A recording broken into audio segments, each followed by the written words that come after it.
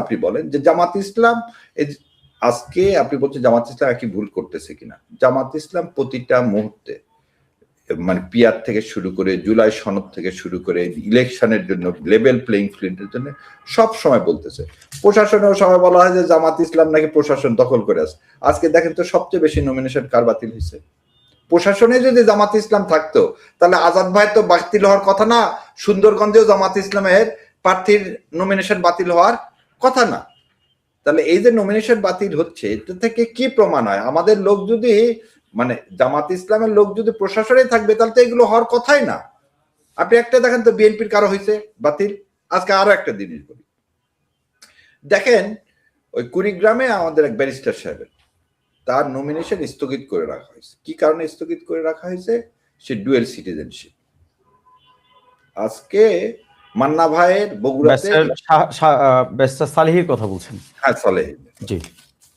এখন আমি যদি আপনাকে, আমরা বোধহয় ডজন খালিক লোককে দেখাতে পারবো যে যাদের ডুয়েল সিটিজেনশিপ আছে কিন্তু তাদেরটা কি করা হয়েছে, অলরেডি এর মধ্যে তাদের নমিনেশনকে বৈধ ঘোষণা করা হয়েছে। তার মানে আপনি টার্গেট করতেছেন। এখন এই টার্গেটের সময় এখন বলেন যে আপনি বাংলাদেশ জামাত ইসলাম সর্বসময় সব সময় কি করছেন, একটা ডেমোক্রেটিক ট্রানজিশনের দিকে যেতে চেয়েছেন এবং তারা তাই করছেন। 2008 সালে ইলেকশন যদি না করতো জামাত ইসলাম কি হতো বলতো কি? কারণ একে তো তাদের বিরুদ্ধে করাপশনের কোনো অভিযোগ নেই, সেজন্য তাদের বিরুদ্ধে মামলা হয়নি। সেটা আমাদের করাপশন করেননি কেন, মামলা হয়নি কেন, মানে আপনি সরকারের সাথে আছেন। আবার নির্বাচনেও যদি না যেতেন তাহলে আপনাকে জামাত ইসলামকে কি ব্লেম দেওয়া হতো?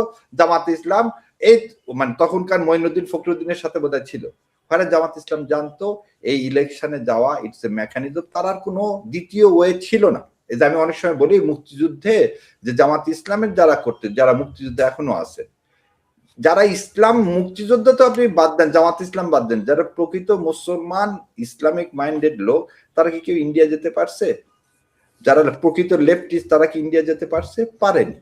তাহলে আপনি এই সব প্রেক্ষাপট যদি আপনি কনসিডার করেন তাহলে আজকে কোনোভাবে বলতে পারেন না জামাত ইসলাম সবসময় ডেমোক্রেটিক ট্রানজিশন চায়, এবং কিন্তু তারাই হচ্ছে সবসময় সাফারার, কারণ তারা হচ্ছে সত্যের পথে, আর সত্যের পথ কখনো সহজ হয় না। এবং এই ইলেকশনটা আমি দেখতে পাচ্ছি যেভাবে কাজ হচ্ছে, এই ইলেকশন ফ্রি ফায়ার ইলেকশন হওয়াটা সত্যি দুরূহ হয়ে যাবে। সেক্ষেত্রে আপনার এই মানে আশঙ্কা যদি সত্যি হয়, মানে এটা কি মানে সেই নির্বাচনে যদি আপনারা যান আসলে, তাহলে সেটিকে অনেকটা আত্মহতির মতো হয় কিনা? দেখেন, এটার উত্তর দিয়ে দিয়েছেন অধ্যাপক গোলাম আজম সাহেব। 1986 সালে ইলেকশনে যদি তিনি না যেতেন, বারবার বলছেন দলীয় সরকারের আন্ডারে কি হয় না, দলীয় সরকারের আন্ডারে কখনো ইলেকশন ফেয়ার হয় না, সেটা কেউ বিশ্বাসই করতে চায়নি। কারণ জিয়াউর রহমানের আমলে ইলেকশন হলো 79 সালে, তারপর তার ইলেকশনে হয়নি। 86 সালে জামাত ইসলাম ইলেকশনে যে প্রমাণ করলো যে সেই সময় কিন্তু 151টা আসন পাইছিল এরশাদ সাহেব।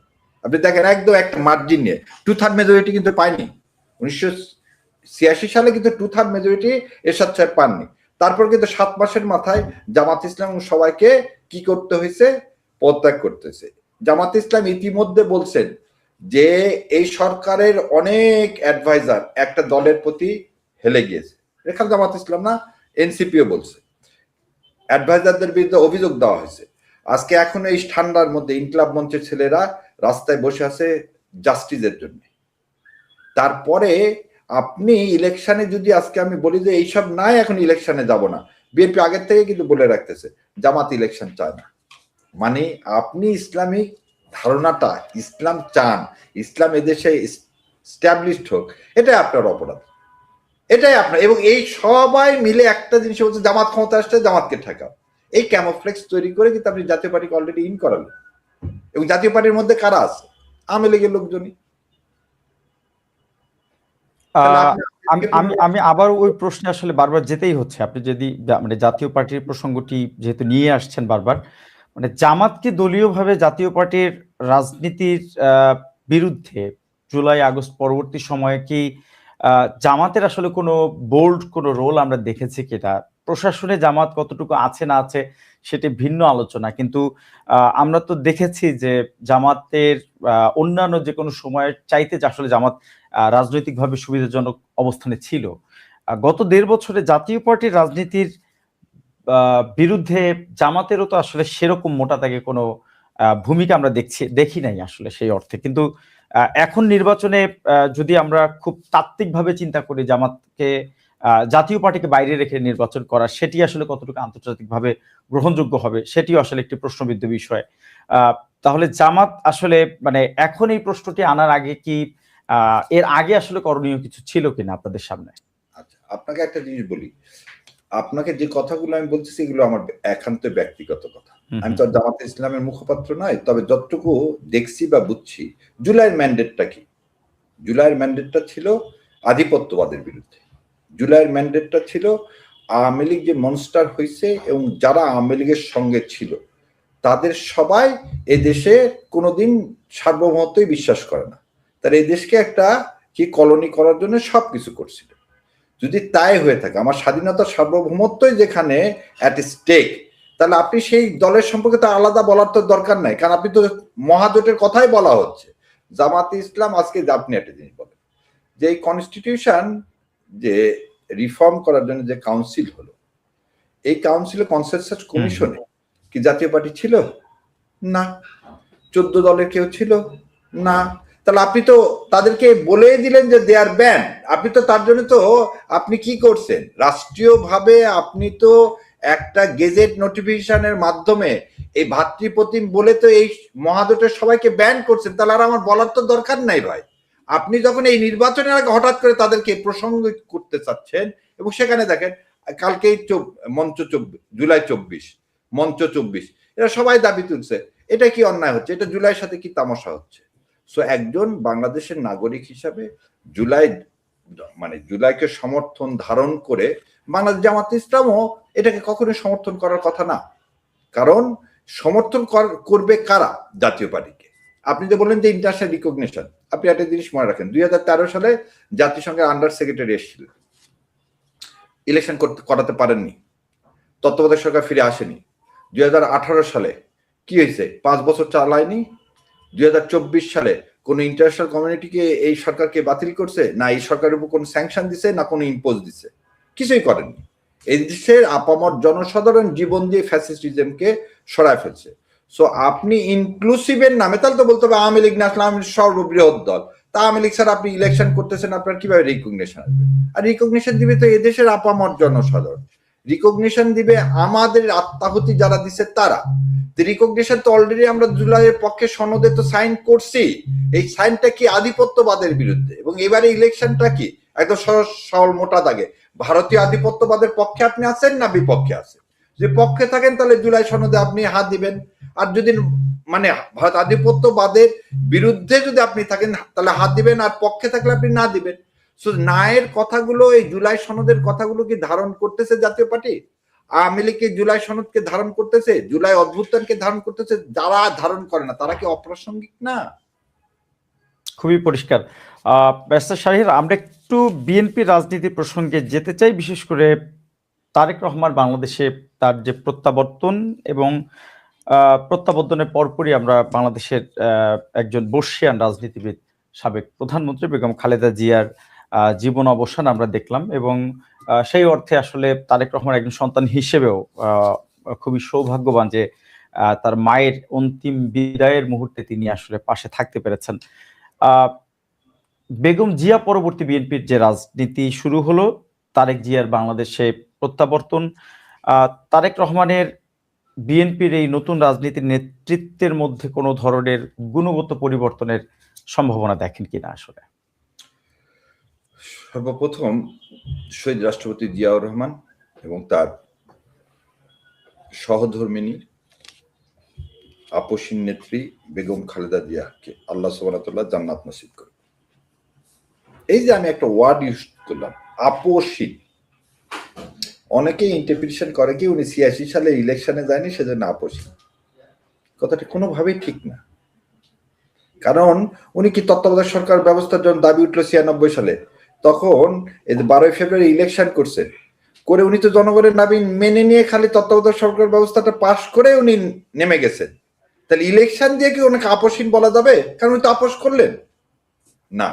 এই ইন্টারপ্রিটেশনটা দেখেন, এইটা এই কারণে দেওয়া হয়, ও জামাত ইসলাম তো সেই সালে জামাত আর আওয়ামী লীগ খালি ইলেকশন করছে, সো এই যে ন্যারেটিভ বয়ান সূক্ষ্ম ওই কারচুপির মতন, ওনাকে আপসীন বলা হয়। উনি ভারতীয় আধিপত্যবাদ মেনে নেন। শহীদ রাষ্ট্রপতি জিয়াউর রহমান এবং বেগম খালেদা জিয়া কখনোই ওই সাউথ ব্লকের পলিসির কাছে মাথা নত করেননি। দিল্লির কাছে তারা কখনোই এই দেশটাকে আদি দিতে রাজি হননি।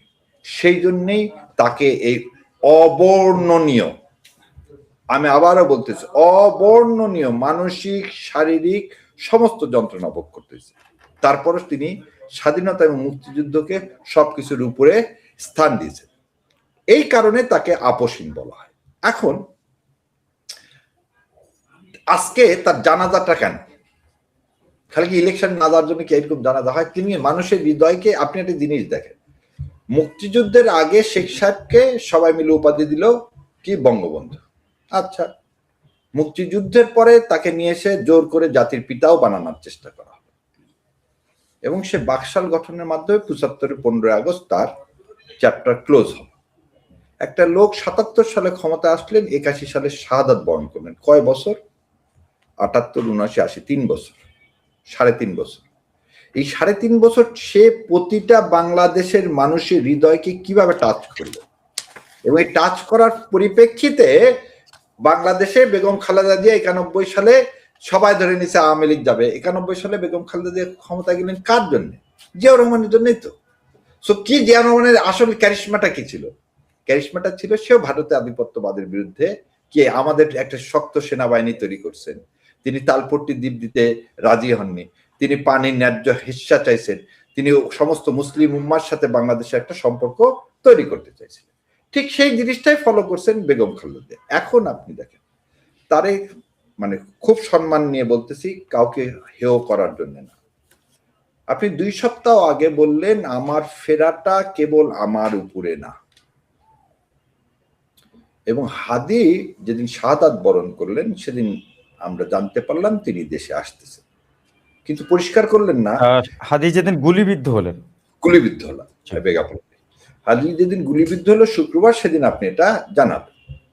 এবং আপনি পরিষ্কার করলেন না যে 2 সপ্তাহের মধ্যে কি হলো, কোন সে অদৃশ্য হাত, সে হাতটা, সেই সিগন্যালটা কার ছিল। এটা যদি আপনার উপরেই না থাকে, কারণ আপনার মা মুমূর্ষ, এ বিষয়ে তো কোনো সন্দেহ নাই।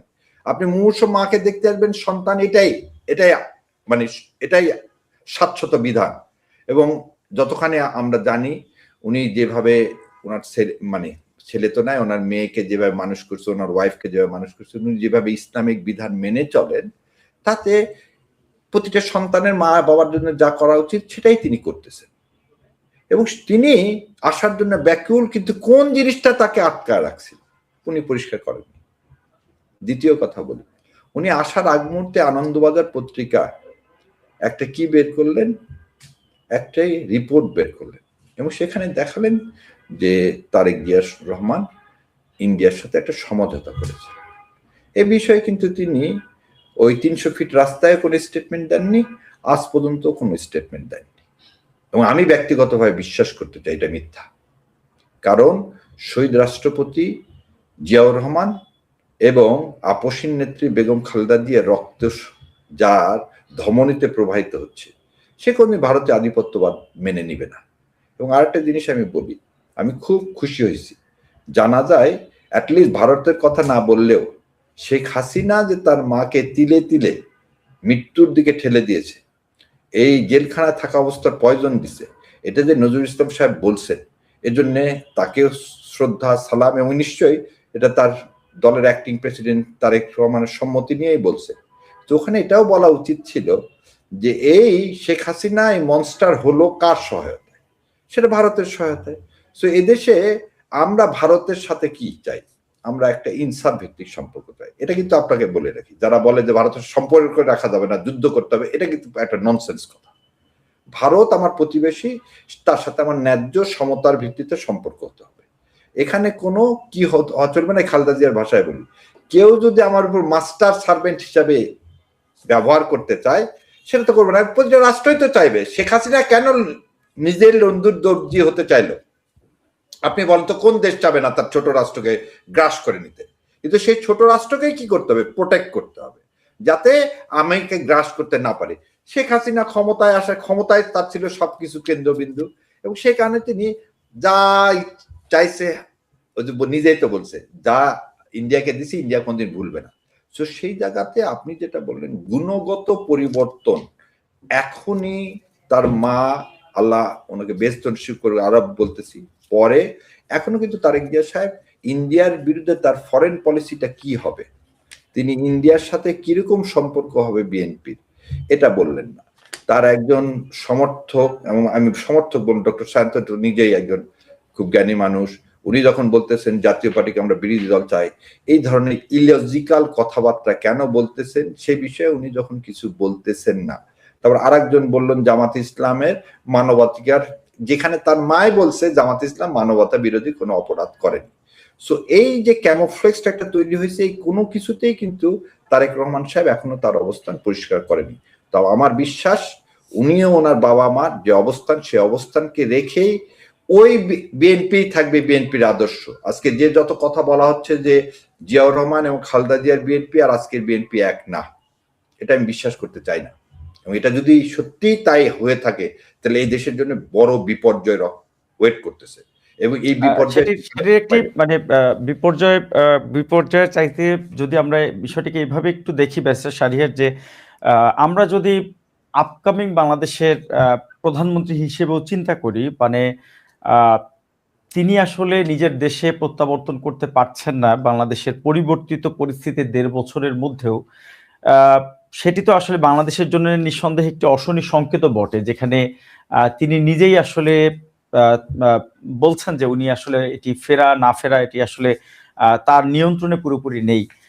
একজন রাজনীতিবিদ হিসেবে অথবা দেশের অভিভাবক যিনি আসলে হতে চান, কিংবা জাতি আসলে যাকে হয়তো অভিভাবক হিসেবে দেখতেও চায়, সে মানুষটির আসলে নিয়ন্ত্রণ কার হাতে, এটি তো আসলে পরিষ্কারভাবে জানার অধিকার নিশ্চয়ই সেটিও তো আসলে জাতির থাকা উচিত। একই সাথে আপনি আরেকটি বিষয় যেটি বললেন যে প্রেসিডেন্ট জিয়া এবং বেগম জিয়ার যেই লেগেসি আছে সেটির উপরেই আসলে তারেক রহমানকেও অথবা বিএনপির রাজনীতিকে মানুষ দেখতে চায়। সেই জায়গাতে যদি আমরা একটু মানে দেখি যে বিএনপির আসলে গত 17 বছরের রাজনীতির যেই সাফারিং এবং তাদের যে সুস্পষ্ট ভারত বিরোধিতাই আমরা বলতে পারি, কারণ বেগম জিয়া খুব সম্ভবত মার্চ ফর ডেমোক্রেসির দিন, যেদিন তিনি তার কার্যালয়ে অবরুদ্ধ ছিলেন, সেখানে দাঁড়িয়েও তিনি শেখ হাসিনাকে লেন্দুব দর্জির সাথে তুলনা করে তার পরিণতির জন্য তাকে সতর্ক করা, ভারতীয় আধিপত্যবাদের বিরুদ্ধেও উনি ওনার সুস্পষ্ট অবস্থান জানিয়েছিলেন। এই দীর্ঘ রাজনীতির বাইরে অর্থাৎ ক্ষমতার বাইরে থাকা, তার পরবর্তী সময়ে আসলে বাংলাদেশের ক্ষমতায় আসার জন্য তারেক রহমান যদি তার পলিসিতে আসলে কোনো পরিবর্তন আনে, সেটিকে আসলে খুব বেশি অযৌক্তিক মনে হয় কিনা আপনার কাছে, যেখানে আসলে 17 বছরের পর্যবেক্ষণে তিনি দেখলেন যে আসলে কোনো ধরনের বোঝাপড়া ছাড়া বাংলাদেশে আসলে ক্ষমতায় হয়তো আসা সম্ভব না? দেখেন, আপনি দুইটা কোশ্চেন করছেন। একটা হচ্ছে ফেরা না ফেরা আমার হাতে নাই। সবসময় একটা জিনিস মনে রাখতে হবে, আসমান ও জমিনের মালিক আল্লাহ, ক্ষমতা দেওয়ার মালিক আল্লাহ, জীবন ও মৃত্যুর মালিক আল্লাহ। এবং আপনি যদি আপনার নিজের মানে এই যে বললেন যে আমার নিজের সিদ্ধান্ত যদি আমি না নিতে পারি, আমার নিজ মাতৃভূমিতে আমি ফিরে আসবো, এই সিদ্ধান্ত যদি অন্য কারো উপর থাকে, তাহলে তো আপনি ভাই জিম্মি কারো কাছে। যে জিম্মি, তার উপরে কিভাবে আমি আমার দেশ চালানোর ভার দিব? সো ভোটাররা কিন্তু প্রথমে এই জিনিসটা চিন্তা করবে যে যে নিজে জিম্মি হয়ে থাকবে। যেমন আপনাকে একটা বাহাদুর শাহ কি ছিল? লাস্ট সম্রাট ছিল না? সো বাহাদুর শাহ জাফর দেখেন সে কি ছিল? টয় ছিল, তাকে কিন্তু টিউটোরিয়াল হেড বলা হতো। সো টয় সাম্রাজ্যের কাছে আপনি কি প্রকৃত স্বাধীনতা পাবেন? আমরা কি বলতেছি, আমি নিজে পার্সোনালি বারবার কেন বলি যে শেখ হাসিনা ছিল ভারতের মুখ্যমন্ত্রী, অনেকে বলে তিনি স্লেভ আর মুখ্যমন্ত্রীর মধ্যে পার্থক্য আছে। ভারত যা বলবে মুখ্যমন্ত্রীকে তাই পালন করতে হবে, সেজন্য স্লেভ বলি না, তাকে মুখ্যমন্ত্রী বলি। তো সে মুখ্যমন্ত্রী হয়ে তো 15 বছর ছিল, এবং তার পরিণতি কি? ভারত কি তাকে আটকায় রাখতে পারছে, ক্ষমতায় রাখতে পারছে? সো প্রথম জিনিসই যদি আমার মাথায় থাকে আমি ইন্ডিয়ার সহায়তা ছাড়া ক্ষমতায় থাকতে পারবো না, তাহলে আমার পরিণতি আমাকে মনে রাখতে হবে, তাহলে আমার বাবা মার এই লেগেসি থাকবে না। আপনাকে একটা জিনিস মনে রাখেন, এই এত বড় বড় জানাজা দেখলে শেখ সাহেবের জানাজা হলো না কেন? শেখ সাহেবের জানাজা হলো না কেন? আল্লামা দেল্লাহ হোসেন সাইদি যেদিন ফাঁসির রায় হলো, 122টা ছেলে রাস্তায় পুলিশের গুলিতে নিহত হলো, শহীদ হলো, নিহত বলবো না, শহীদ হলো। শেখ হাসিনার রায় হলো ফাঁসির, একজনও তো শহীদ তো দূরের কথা, একজনও তো স্বেচ্ছায় কারাবন্দী হলো না।